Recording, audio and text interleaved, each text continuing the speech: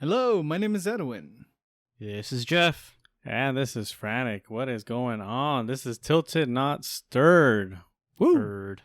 Stirred. We out here Stirred. on this fine Monday evening.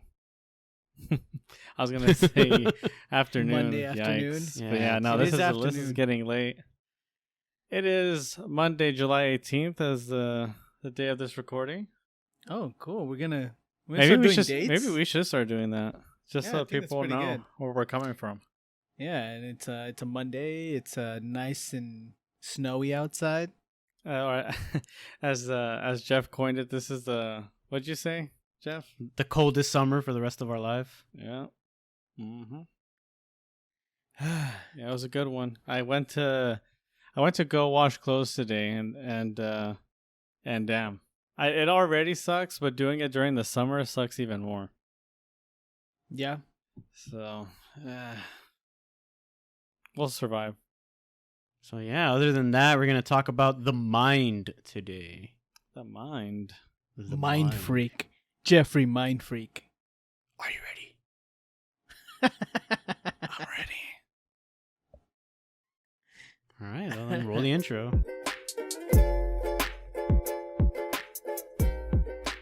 Dude, this week has been so hot that as soon as you step out, like my uniform is drenched. It's wild. Shout outs to centralized air. Shout out to working from home. Like there's people that look like they pissed themselves. Damn, all the swamp ass. Extreme swamp ass. You're out there, and then you wonder, you're in your head, this is me thinking, this is relevant to this podcast right now. I'm thinking out there like, man, am I the only one who's out here and like there's no friction between the legs while I'm walking? You know what I mean?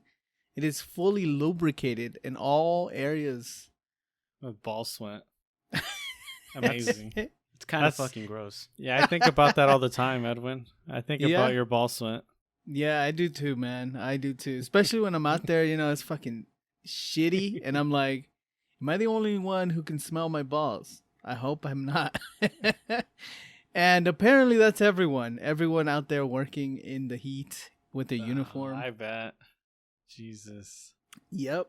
So, I definitely witnessed that this past week, seeing people looking like they pissed themselves out there. I was like, wow, that's wild. Yeah, and there ain't a whole lot of trees too. Like there are some areas with trees, but a lot of it there ain't no trees. Yeah. It's a lot of like I feel for you, dude. mountainous hiking and stuff. So it's been pretty crazy out there. Please tell me the car AC works. It does. It does. It's the only thing keeping everyone sane. All right. Excellent. But all right, go ahead, Jeff. Take it away. Sorry about that image. Nah, man, you're good, and we still have the news. The news. Oh wow. Yeah. We're jumping all over the place. Yeah. Okay. All right. You Well, don't let's- just, you gotta ease your way into it. The main topic, Well, I mentioned earlier that working from home. So this bit of news is a little interesting. I wouldn't say it's a huge national, like nationwide news or anything, breaking. But Edwin had told me about this individual that shared their troubles on TikTok. So their employer, this person works from home. Their employer requires them to have, sorry, it's so hard to speak right now for some reason, webcams. They are forced to have their webcam on to make sure that they're working. So this individual, she gets up off of her computer to go cook, do her thing, and when she comes back to her desk, the program, basically the computer, locks her out, and she needs to basically refer to her supervisor in order to get re-entry into her computer. And so she took to TikTok for this, and the company basically suspended her for basically kind of outing them. Which kind of begs the question, because it is very difficult to find that mix, that perfect balance between like micromanaging your team and also allowing them to just have the freedom to do their work. How would you guys feel if you guys were under constant supervision like this? I don't like constant supervision. Yeah, I mean, neither do I, dude. That's some draconian level fucking micromanagement, dude. Your camera, like, why the fuck do they need to watch you work? They don't do that when you're at the office. I think like you should be able to trust people's like intellect. As soon as you start doubting their work ethic and intellect, it just creates a huge like negative and toxic workplace. It's kind of shitty. I mean, my approach would be, hey, I mean, even if it's like if I was a manager for this like place, I would be expecting work to get done, right? I would have a metric by which I'd say this amount of work should get done that day, right? Mhm. I don't need to check in on them doing it or anything. As long as it's done, we're good, you know? But the efficiency and all that stuff, like as soon as people start getting that work done, people start questioning whether or not they could get more. You know what I'm saying? True. And I mean, at the end of the day, it's always about company culture. Now, the whole idea of a company culture, I don't know if it came up during like our generation or the generation before or when it came, but this idea of company culture is sort of everything if you really think about it, because it'll set the tone for productivity, efficiency, just like overall happiness, employee retention, etc. And you could imagine if, for example, I work from home and I recently just got like my 1 year anniversary type of thing at work, and time flew, like literally flew. I completely enjoy where I work. The company culture is amazing, but I couldn't imagine surviving for a year if my webcam had to constantly be on and I just was constantly monitored, like every single movement. That's a big yikes. Big yikes. I would just quit, honestly. Yeah, I mean, Anyone wants to imagine your hassle. manager breathing down your neck at every moment while you're at work. At your own home, just because your camera's on you, like, fuck that. I read one of the comments that said Deuces. at this point there's no need for a manager. The company can save money by just firing the manager and just putting cameras on everybody's work computers. Like, you don't need a manager at that point if all he's doing is looking at the cameras for his employees. You know what I'm saying? Yeah, and You could for anyone listening who has managers or they work from home and they have the very similar situation happening, I am very, very sorry. But yeah, so that's the first piece of news. Second piece of news. Whoa. This one's a little interesting. It was Whiplash. a swamp, guys. Yeah. Whiplash. My neck. So we're gonna go back to Valde for a second here. Oh, jeez. Yeah, those statistics were ridiculous. Yeah. I'm not gonna report on anything as far as like what happened. We all know what happened. So a lot of Uvalde parents are flooding the school board meetings with demands for new leadership and all that good stuff. One of the things, and I thought this was a little interesting because, I mean, doesn't seem like it'll help at all, is that the Dallas School District and amongst other school districts in Texas are going to require students to carry clear or mesh backpacks to class. So basically, imagine all the students now having to wear backpacks that are clear so that it's, everyone can see and make sure there's nothing dangerous in these backpacks. It's just stupid because if we think back to what actually happened, the person that committed this tragedy, didn't go to that school, wasn't even a student. So how the hell is this supposed to help? So, and if someone wants to go and shoot up the school, they're doesn't fucking matter if they can see it or not. They're just gonna have it in their hand anyway. Yeah, and so this is gonna take place in the upcoming 2022-23 school year, and the school will be providing the backpack. So I guess that's kind of cool. And they acknowledge that this is not the only thing.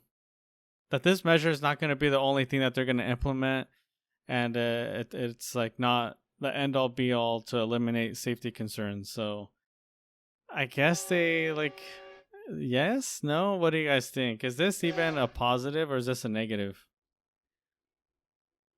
It seems like it's well, sorry. Go ahead, Jeff. Go ahead. It just really depends, right? Because there's, I don't know, you're already, like, say you're in high school, right? You're already an awkward teenager, and now everyone's literally staring at you about what you're carrying in your backpack, right? So say you need some type of feminine hygiene product, right? And you can't really hide that, right? Because if you have it inside of another bag, you can't see through, then the school's going to flip out, right? So it's like, I don't know, it's That's a very dumb. interesting point. It's unnecessary, right? Like, why is this even a thing? Exactly, and the through line between both of our news that both things that we brought up to attention is privacy, dude. Privacy is one of those things that, to a lot of people, is becoming not a necessity. People don't need privacy; they need like safety and stuff. Which, that on its own is a whole fucking can of worms. You know what I'm saying? Yeah. That's really fucking shitty. Because there was also that report, right, that came out that it was like Amazon is just letting the police have their what doorbell do they own? Which company? The Ring camera. Yeah, the Ring camera. So Amazon is just letting cops take the footage without a warrant, without consulting the owner of said camera. Well, shit. So yeah, it's already happened on 5 separate occasions, and it's like, well, that's not cool, yo. Yeah, I mean, this is where we're at the. Every day, it seems like we're at the scales between safety versus privacy. Of like, the more crazy shit happens, the more people want safety. But then, who knows how far the line will go, like the line in the sand, how far it'll keep getting pushed back to the point where privacy is just a second thought. But I did like your point a lot, Jeff, about especially like female products and hygienic stuff. I mean, it applies to dudes too, right? Like you see a dude like, oh, you need deodorant there, buddy? I bet you smell, it's just, you know how guys are. Deodorants are fine. Yeah, it's mostly just like, a bunch of high school shitters are they'll be like, oh, it's that time of the month, ha ha ha ha. Like I can already imagine the stupid jokes because like, I mean, it could get even more into bullying, right? You just slip a condom into a girl's backpack and it's like, oh, look, she's a whore. Oh, wow. You are, students are ruthless, dude. Yeah. Holy shit. Yeah. You're taking crazy. it a step further than I was thinking. So, hell yeah, dude. Anything else? Any other ways this could be abused? I mean, yeah, like you could do that to your enemies. You could just slip something in there. You carry around the knife. I don't like this guy. Let me just drop it in their backpack. Same with drugs. Yeah, you really don't like someone. It's not that hard to get them suspended. Yeah, I can see where they're thinking that this will allow the security to do a better job. If someone wants to sneak something in, it's gonna get in regardless. That's kind of what I was thinking. Like the baddies will find a way. They'll find a way, and then you'll have like this false sense of security because like, oh, everything's fine. Look, nobody's hiding anything.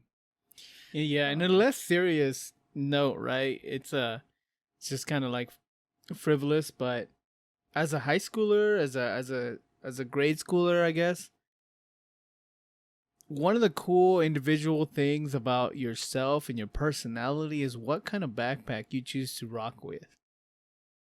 You know what I mean? Oh yeah, Team Jam Sport. Yeah. Yeah, whatever backpack people wore, that was something that was personalized, individual. It was just super cool to see somebody with like a oh wow, I've never seen that backpack. That's really cool. It definitely fits you, dude. Like stuff like that. That was like Mhm. super cool. Now everybody's gonna be rocking clear backpacks. Kind of sad. Well, I mean, But we'll see how long that gets implemented for, and I mean, this is only going to be this is one of the many steps that they're hopefully going to be taking to alleviate all the safety concerns. do you guys remember the yeah. Herschel backpacks? Herschel? Oh yeah, No. yeah. I've Those always are nice. I always wanted a Herschel backpack. You know, that was one of the things. Now I don't have a need for them, but that'd be pretty cool. Those were cool. Gotta be one of the cool kids for those. But yeah, what's up? What did we? What's the last bit of news? That was it. That was it. Oh shit! Yeah. All right, Jeff, Cool. lead us from here. What's up? Where we going? All right. So last night I read a shower thought. For those of you who don't know on Reddit, it's a people post, quote unquote shower thoughts, which is just, random thoughts people have. And it was along the lines of, if you knew how to read minds, it would still be like a dance, like a big song and dance to try to figure out what someone's actually thinking about. Because not every person thinks the same. Right? Some people think in monologues. Some people think in just words, random words. Some people think in images. Some people think in feelings. Right? So that got me thinking about how I think and how I see things. So I want to know how you guys think and how you guys see things. Okay, well, go into how you see things. Yeah, so how I think is I essentially talk to myself in my head. I have an internal monologue that's just running. That's how I think, right? So if I have a song in my head, if I have a song stuck in my head, it's literally playing in my head. I can hear it in my head, quote unquote.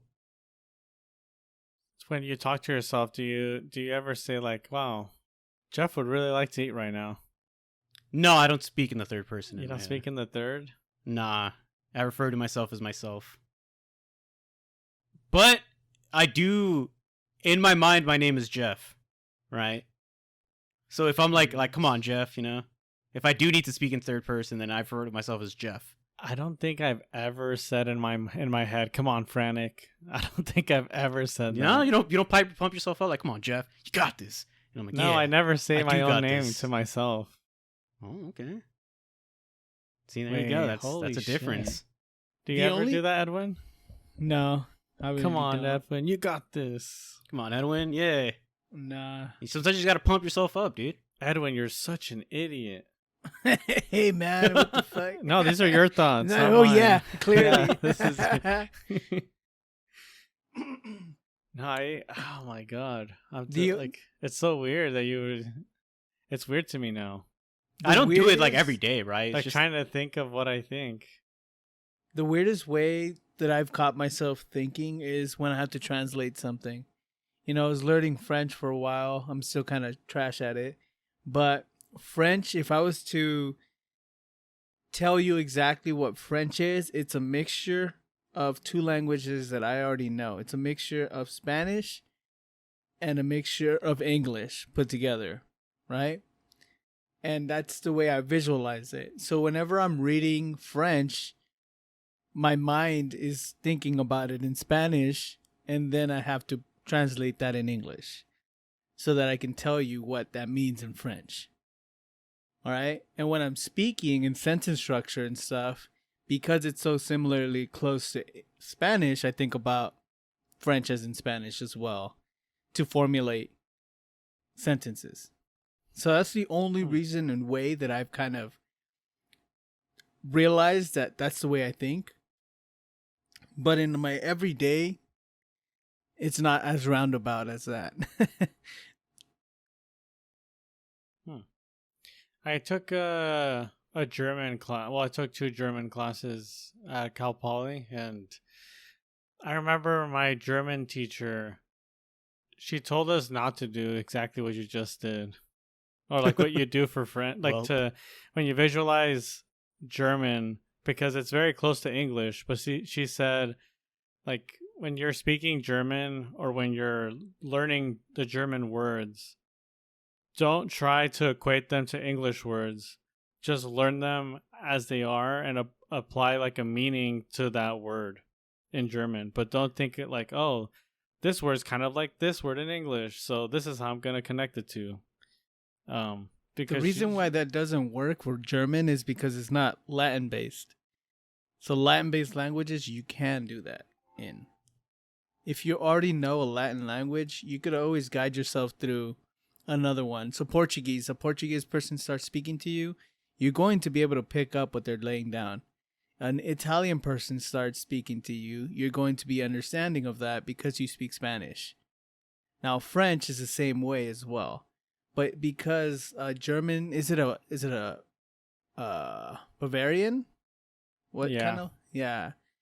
like I- Germanic, I think that's just what they call it. Germanic, yeah. So that doesn't apply, and that's the reason why it wouldn't.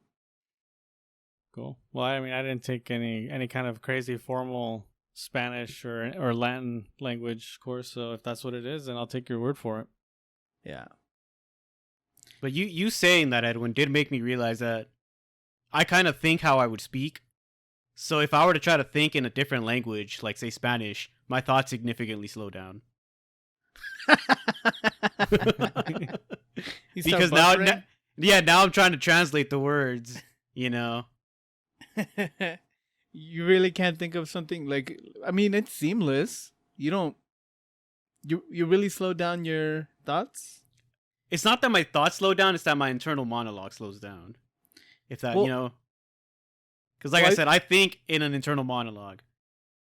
So if I have to stop and translate myself, then, you know, the monologue kind of stops. But I don't know, because I feel like there's levels to my thinking. But I feel like your internal monologues is always in English. There's Yeah, no way you're course going to it be is. thinking in Spanish, right? Yeah. But if you tell me to think something in Spanish, I can still do that. Yeah. I can change the language of my inner Your monologue. thinking. Yeah. Because, you know, I can think in images, but I don't think in images, you know, like some people do. Thinking in images, huh?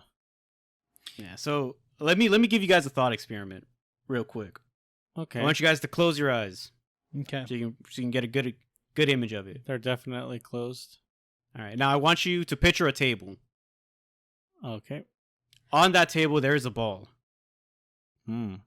Someone is walking towards the ball, and now they're pushing the ball. Mm-hmm. Okay, what color was the table? Brown. Like a light brown, Yeah. What same. color was the ball? red. Blue. What gender was the person? A female. It was a dude. All right, yeah, see? So some people don't think like that. Some people don't conceptualize a table with a color. They just think table. Some people don't see like a color of a ball. They see ball, right? Which is, I don't know, that's just very strange to me because I can do that too. When I did it, I saw like a brown table with a red ball, and Philip J. Fry knocked it because, you know, I was watching Futurama. Huh. All right. I'm trying to think how I think, because most of like the stupid stuff I say is basically how I talk to myself in my head. So like I in my head I'm just like constantly sarcastic about things and like just kind of thinking about how dumb some stuff is or how pointless shit is. Like that's kind of where it's like I'm constantly being critical of the things around me, and a lot of people are subconsciously critical, so that they'll see something and then they're already applying meaning and all that kind of stuff. But I'm like actively critical in my head, if that makes any sense. Interesting. Yeah. So that like I'm trying to think of an example now. It's basically like kind of just what I just said, that if you see somebody walking down the street and you already have like subconscious thoughts about this person, and you may not be quote unquote saying them to yourself out loud, but I'm saying all the things to myself out loud. Yeah. Yeah. It's like you're talking to yourself, but in your head. Yes. Yeah, I get that. That's what I do too. A thing that you shouldn't do in the way that I've caught myself having this bad habit. When you're talking to somebody, I'm actively trying to formulate my response. You should never do that. You should always just actively listen. That's what I don't do that. I obviously don't follow that up. As you guys notice, sometimes you guys are talking and I'll get excited and I'll be like, oh, but this, you know what I mean? Like, that's not the way I am.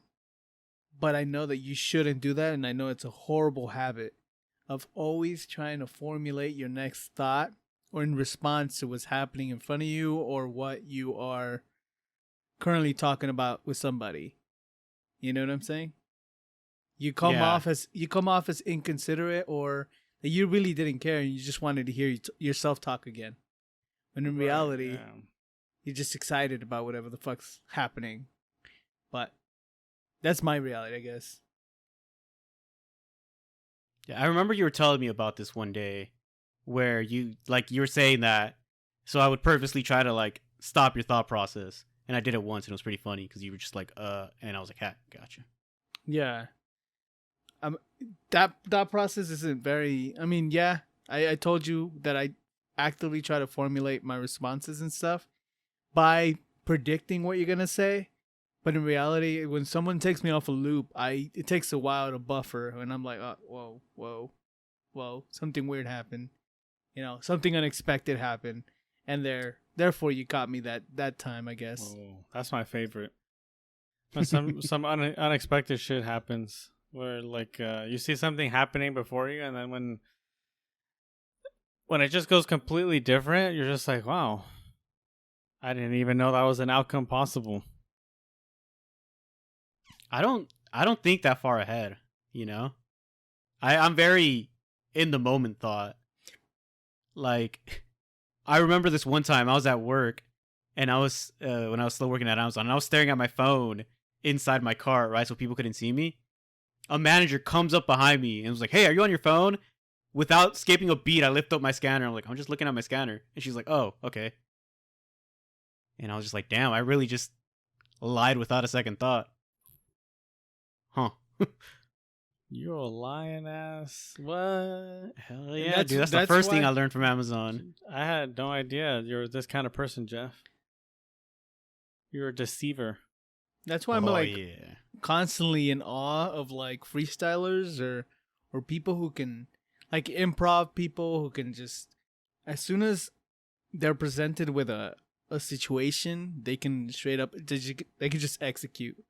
For me, I end up a bumbling mess where I'm just like, thoughts, formulate them, gather them together, and then bring something out, right? Whereas a freestyle rapper could be singing and doing that at the same time. And that's pretty fucking cool. I ain't that good. But, you know, I feel like, because sometimes I feel like if I try to, like, get the whole thought process out there, it just doesn't quite work how I wanted it to. So I find it's easier for me to be reactive instead of just having like this whole thought process laid out, you know? Because like you said, if it doesn't go right, well, then you're screwed. So it's easier to just kind of think in the moment, if that makes sense. Yeah. And it makes you seem like a better person to everybody else. You're not instantly interjecting, which I do. So I need to like figure my life out in that respect. When you guys are having your internal monologues, are you generally negative or positive? Depends on my mood, depends on my environments, depends on, just those things. Because I remember when I used to be pure, when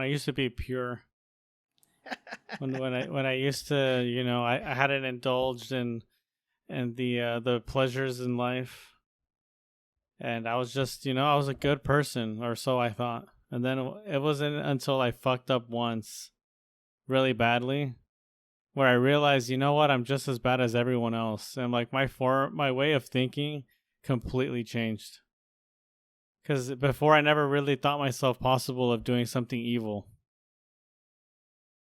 Damn. Holy shit. Damn, yeah, that's some food for thought. I'm usually, I would say, pessimistic in my thought. While I'm driving, I'm already thinking about this person's gonna merge, so I'm gonna give him some space. I don't trust this motherfucker, and it's usually the way I think about people in a space.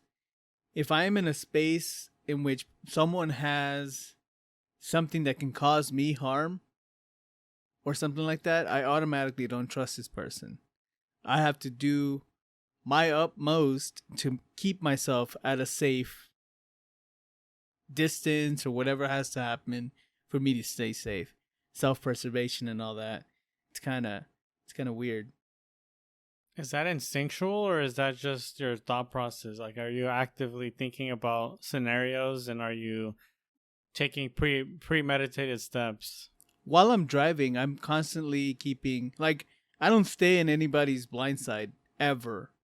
And it's one of my things that whenever I'm passenger to somebody and they're staying in somebody's blind side, in my head, I'm freaking the fuck out.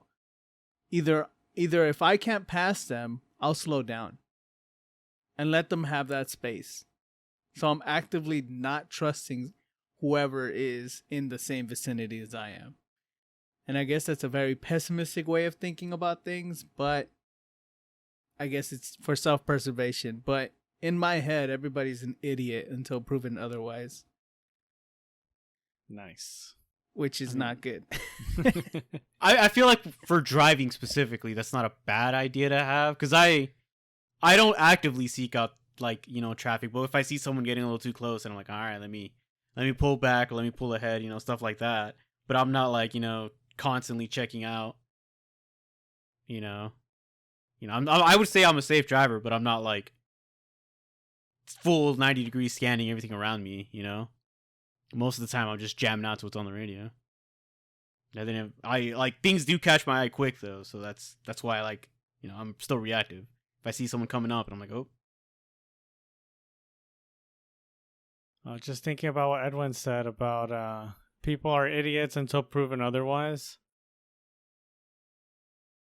Because I could say that I hate people, but I don't really hate people. I want to genuinely believe that there's some good and that people are capable of to do more good than bad.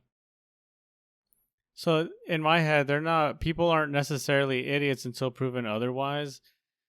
It's more of like I expect you to do something bad so that when that does happen, oh, you're just normal like everyone else.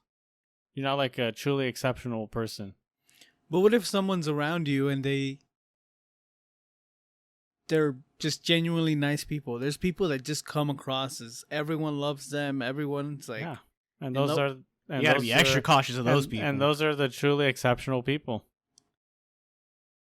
So those people, you're just waiting for them to fuck up, or what's going on? No, it's more of like they're in that rung, I guess, that tier of exceptional until they slip up or they fuck up or something. Then it's just like, oh, okay, you're just like the rest of us sinners, you know.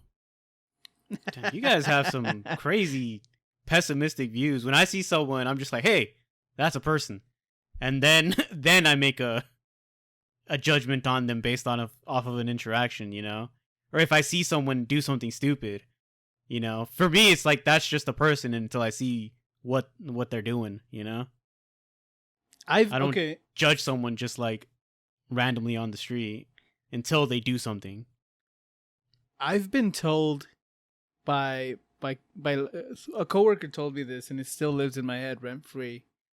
It's like, why do you care about what I think about you? And in my head, I was like, I don't really care what you think about you, but the way I think about people is either you're with me or I fucking despise you.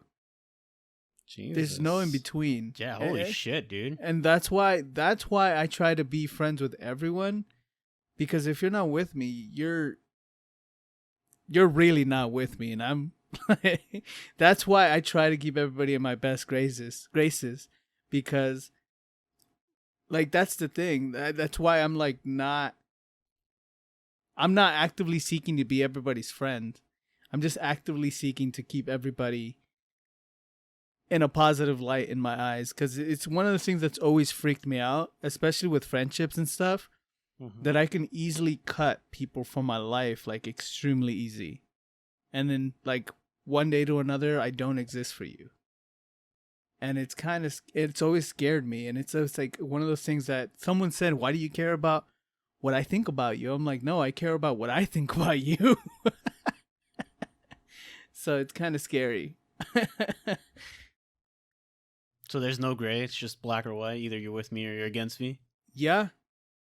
It's kind of scary. Even when like I'm internally extremely competitive with people I don't know. Like with people I don't know, and I don't have like with friends and stuff, if we're playing like a game of basketball, I'm okay with not being extremely competitive. I'm okay with letting people win. But if I don't know this person, I am not letting you win under any circumstances. It's kind of scary. Interesting. Yeah. Jeff, do you care about what people think about you? Not really, no. Why is that? Because why should I? Chances are, if they don't like me, why should I like them? You know, it's one of those things of like, why do I care?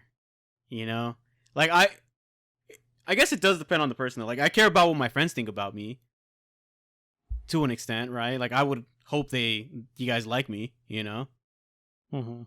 But like if it's just some random person on the street, I don't give a shit. If I have a negative impression on me, what does that do to me? It does nothing. If they have it, you know, like and vice versa. Like it shouldn't. To me, it doesn't faze me. Because like I can't wrap my mind around why do I care what this stranger thinks about me. You know. For me, there's only very few things that I want people like. I for the most part don't care, but there are a few things that I do care about deeply that I want people to think about me. And one of those things is dependable. When I meet someone, I want to make sure that they know that I'm a very capable and dependable person, so that going forward, whether we form some sort of friendship or just or being acquaintances, they know that like I'm a solid person that'll either get the job done if this is in a work setting, or someone that's like, oh, this guy's not a trifling asshole that's gonna stab my back because he's a dependable person. That's, you know, he's not gonna do something like that to me. That is the kind of stuff that I care that people think about me. And if I fall short of that, then it does kind of fuck me up a little bit, because it's like, holy shit, this person is out in the world with like a negative view of me when I'm just trying to be this like capable and dependable person. And I failed this person, and now that's kind of like stuck with me. Can't let that be rent free in your head, dude. So you only care about the people that you have wronged in any way? No, it's just kind of just how I am with everyone that I meet. And I don't actively think about the people that I've wronged. It's more of just like I wronged people in the past, and I don't want to wrong another person, so I just have to keep being like, you know, that dependable person. So I told you guys about my adventures. I guess this is like relevant-ish. My adventures reading Satoru Iwata's, the CEO of Nintendo's memoir, his book.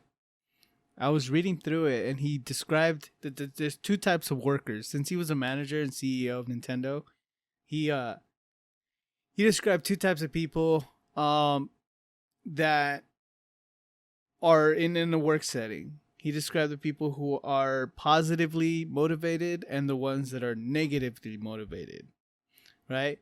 And he said positively motivated people, you talk to them, you give them compliments, you reassure them when they're doing great, and they'll keep producing at a steady clip. Negative people are much more passionate. Negative people will shut down if you do not, like, if you keep, like, praise doesn't do anything for these people, right? It instead, subtle criticism of their work will keep them extremely engaged and motivated to keep pumping out work. And I realized that I was the latter. I was the negative person. And it's kind of weird because I have caught myself, what I described earlier about me not caring about what people think, especially, but caring about what I think of people. I've caught myself in a situation where I was already out. In my mind, all these people were out. They were done. I didn't trust them. I didn't care for them. And that reflected in my relationships and interactions with those people. It was a really bad give and take. It was a really bad relationship. They didn't like me. I didn't like them. You know? Whereas it's kind of a difficult balance to kind of just say, hey, I'm negatively motivated. If you say, hey, you could have done better here, I'm coming after that. You know? Like, I'm not satisfied with it. It's kind of shitty to be thinking that way. When someone's like, hey, man, this was great, I'm waiting for the but.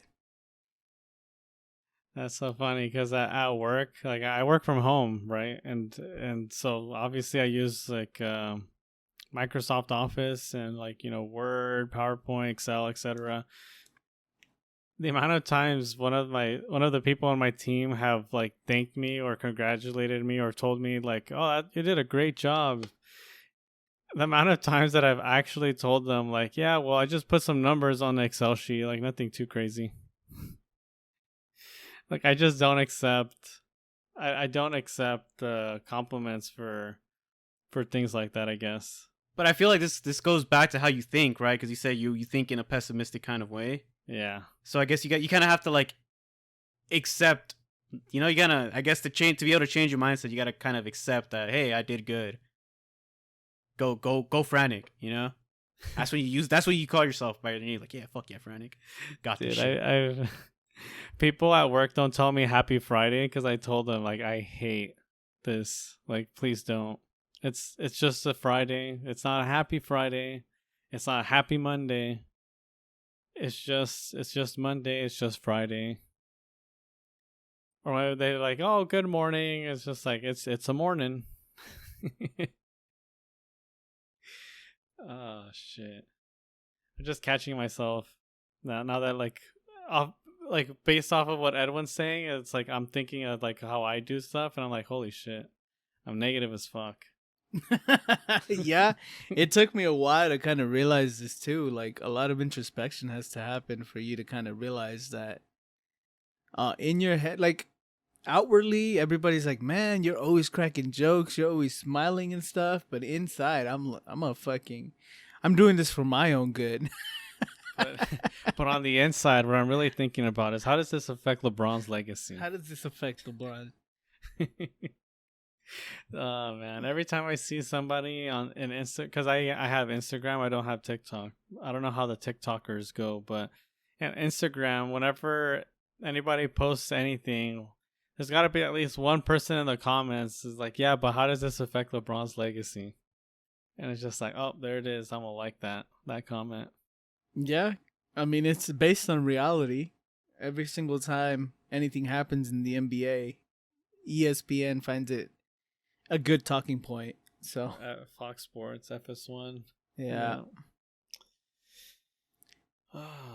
Yeah, maybe we need a whole hell of a lot of therapy, Frantic, to change how we think about our situations. Yeah, you know, I came into this thinking, yeah, we have similar thought process, like we have the internal monologue thing, but nah, y'all are pessimistic. Yeah, that's just life, dude. I wouldn't say I respond negative to negative comments, but I do. I'm just like, man, fuck you. And then I have no motivation So to that do is better. negative. No, because if someone tells me, hey, you did bad in this, and I'm like, well, fuck you. Do you Who try to cares? fix it, or do you just say, "All right, cool"? You accept Kind of, it? yeah. I'm like, well, no, you're an asshole. I'm like, fuck it. Fuck you. So you Move think on. people who look at you wrong are assholes? Well, it depends on the You situation. don't right? view it as like, this person views me negatively, so I must have done something wrong. No. Okay. Yeah. Oh, Yeah, then so, now like- we're getting somewhere here. So like when people would come up, because right, I worked at Amazon, so whenever someone came up to me and was like, "Hey, your numbers are down today. Can we do something to fix that?" And I'm like, no, I don't care. Leave me alone." But then at the same time, when someone would tell me, "Hey, you're doing really great out there," I'm like, "Yeah, okay. So what? I'm just doing my job." So you do think in a way like we do. What do you mean? Well, D- Jeff when it- isn't motivated by negative or positive, it seems, is what he's saying. So he's Yeah, not. I'm like down the middle. I kind of like I do self motivation, you know? Your internal monologue is what gets you hype. Yeah. Yeah, that's But it's also like I don't know. There was a lot of like, it didn't help that Amazon. I was just very like, I don't know what the word for it is, but I was just like not Depressed. caring. Well, that's one word Hey, for it. clock in, you clock out. You got your job done. That's it. Yeah, exactly. I'm here for 10 hours. I don't care about the in between. Like, leave me alone. I just want to be here. So maybe once I get a better job, maybe then I'll You'll figure out care. how. Yeah, maybe then I'll care and see how I respond to the different things. But I will say in high school, whenever I would get negative feedback, I would just be like, "Oh, well, I don't really care about this." Interesting. It's gonna be a very interesting dynamic then once you get like your career job, and then you realize that the connections that you make at work are actually fruitful. Well, at least potentially fruitful. Yeah. I I mean, obviously, if someone tells me, if I start a job like here and they tell me, hell, you did this wrong, and I'm like, all right, yeah, I'll do better next time. imagine but- just like yeah. But if they give me whatever. praise, I'm not gonna downplay myself either. You know, I'll be like, oh yeah, thank you for the recognition. You know, I don't- I'm not gonna short myself. I'm not gonna sell myself short and be like, oh, you know, it was nothing. You know, I'll be like, oh hey, thanks, man. I It's- appreciate it. I take it as this is what I was supposed to do. What like you told me to do this, therefore I'm doing it, and you don't have to praise me for doing exactly what you asked me to do. But One hey, of the praise thoughts is good sometimes. One man. of the thoughts that I get is when somebody tells me I did a great job. In my head, it's just like, well, have others not done it this way? Like, is this not how it's supposed to be done? Like, that I do something incredibly great here that it warrants praise? Nah, man. I hear that. And I'm like, oh shit, cool. Thank you. So my coworkers, the two women that I love and respect and admire now. They're really cool people. It's funny because they're motivated by praise. You tell them you did great, they're like, "Fuck yeah, it feels great," and they get all super hype and they get ready to do more and stuff like that. And I told them like that's really not the way I operate. And then when I first told them that I had just discovered what motivates me, what was the confidence, how do I get my way of thinking? Because I told them like I've always been alone. I've always been a loner. So my pillar of support was like me, right? In my head, it was always me. And if something fell, if someone came after me in like a criticizing way, I was like my only pillar that I'm standing at. So you are definitely now my enemy. You're trying to knock me down, right? And it was like, whoa, like you're fucking insane. And I was like, it's like, no, this comes from like, I guess trauma and shit. You come up and you're like, if you're not with me, you're heavily against me. And then like, I told them that the negative praise, I guess, the negative, like, oh, you could have done this better or whatever. Like, that's what gets me going. And then they're like, oh, Edwin, can you do this for me? I'm like, oh yeah, sure. I'll do it. And they're like, oh, fuck you then. Like when I give it to them, they're like, oh yeah, fuck you then. And then we just laugh about it. But it's like, it's a weird dynamic to them to understand that I think of things either with or against, and it's kind of scary. Yeah, I came into this thinking I was a glass half empty kind of person, but y'all are like the glass is already empty. The glass is empty, and it will continue to be empty. Yeah, The glass is fucking broken, dude. the glass never had water in it. There you go. Had the potential for water, but it never. Hey, we're in a drought, right? materialized. Yeah. Never got watered by love and affection, so here we are. But yeah. So do you guys ever? I mean, this is probably common, but like, do you ever wake up and sigh instead of like take a deep breath and feel great that you just woke up? I mean, that's common, right? But I'm usually like, it's kind of funny how, despite the negative thought, I'm pretty happy. And I try to be as happy as possible. And everybody's like, man, you're such a great positive influence on the workplace. You're always joking. You're always laughing. You're always just having a good time, right? Despite the way that I am inside. Well, I'm not a morning person to begin with. I'm pretty grumpy when I wake up. So yeah, I guess I don't wake up and feel like, oh man, this is an amazing day. Cause I don't like the mornings. It's too early.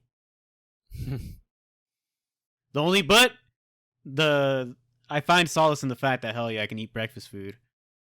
If I wake up early enough, McDonald's is still serving breakfast. That's your motivator. McDonald's. Okay, gotta get me a Mcgriddle in the morning. We really need that sponsorship. Ba-da-ba-ba-ba.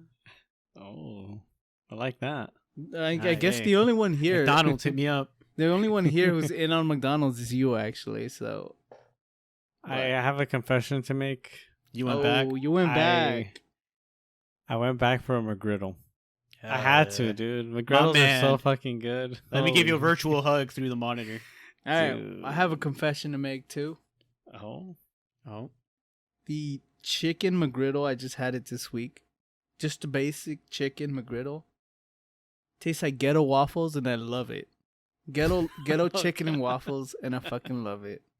It tastes. If you so like great. that, Carl's Jr. has a similar one. Theirs is good too. It's like a chicken sandwich, but it has like maple syrup on it.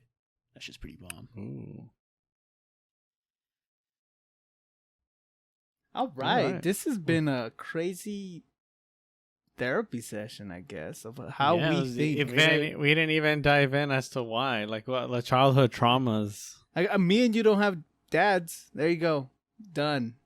Dude, my lady keeps telling me I have daddy issues because my parents divorced when I was like 5 years old, and I'm like, what does that mean? What do you mean I have daddy issues? She's just like, yeah. She started reading off like all the reasons, like not the reasons, more of like a list of like, if these are the things in your life, then you have daddy issues, basically. I can't remember the points. I'd have to look for them, but you got to get those. And our next podcast could be called Daddy Issues.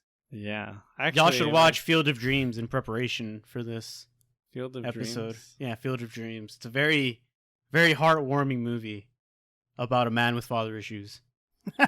Yeah, so I got she keeps telling me I have daddy issues, so I guess in the next episode we'll explore if we all have daddy yeah, if we all have daddy issues or not. Are we all gonna end up with a daddy like at the end of it? What's up? Dad, is that you? I'm gonna stay quiet. But yeah, my dad is sleeping in the other room, so well, I guess that'll bring us to the end of the episode, huh?